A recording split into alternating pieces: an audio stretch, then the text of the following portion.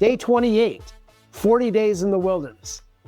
Been with Super Pumped Podcasts, and it is, as you can see, I am not dressed in safari gear. I could not trek out into these wilderness plains with this on because, as they say, all good things must come to an end. Our time here on trekking safari has ended, and I am just filled with so much gratitude for this land, for the people who have hosted us, our guide and our ranger and our cook. Just to be a part of something bigger than yourself is touching. You come out here quite not knowing what to expect, with a little bit of fear, a little bit of trepidation, but also a lot of excitement. This experience has lived up to every bit of what I could have hoped for. It isn't just the things I experienced, and I experienced some amazing things. We tracked 17 lions, literally chasing them off from the zebra they killed. Just looking at that and being a part of that, to seeing calving season where all these different animals, whether it was giraffes or warthogs or wildebeest or zebra, have their young, just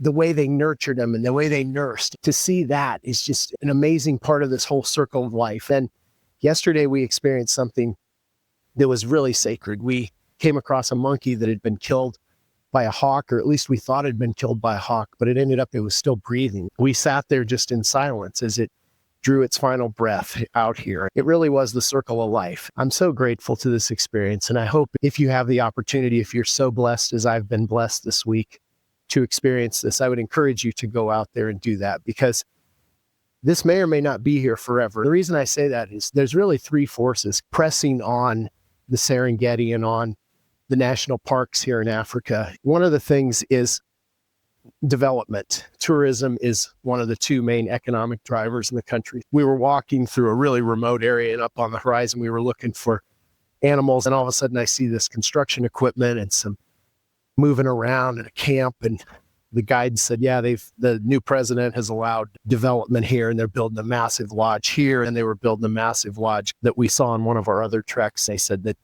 it's going to threaten what they can do, because it also threatens the migration patterns of the animals, just so many things. This is a very fragile ecosystem. Even though it looks vast and untouchable, each thing is connected to the next thing, from the elephant to the dung beetle and everything in between. And so that's one thing that's pressing down. The other thing is, this is a country like many African countries where there's a lot of poverty. And with this poverty, people want to have jobs. They want to be able to tend sheep. They want to be able to farm. This is a vast amount of land. Imagine how much you could farm in this land. Imagine how many sheep you could graze or cattle you could graze. There's also pressure from the people to say, do we really need this much land set aside just for the ancients, like the elephants, when we're struggling to put food on our table? And the final pressure is just the way our climate is changing or evolving, and the cycles of dry and rain are starting to mix, and that's affecting the migration, that's affecting the amount of grass, and then the predators. It's a very fragile ecosystem. And so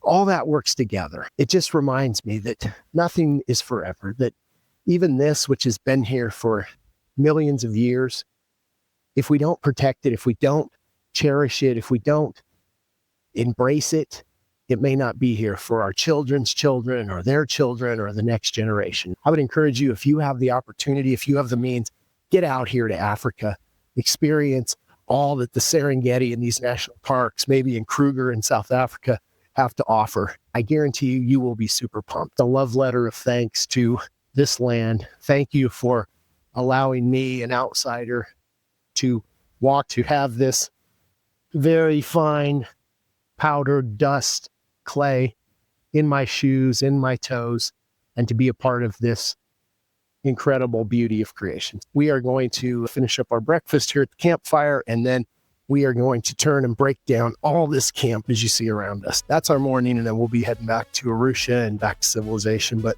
as the sun rises on the Serengeti, I say thank you, and I say get out here as soon as possible. Thanks for joining me.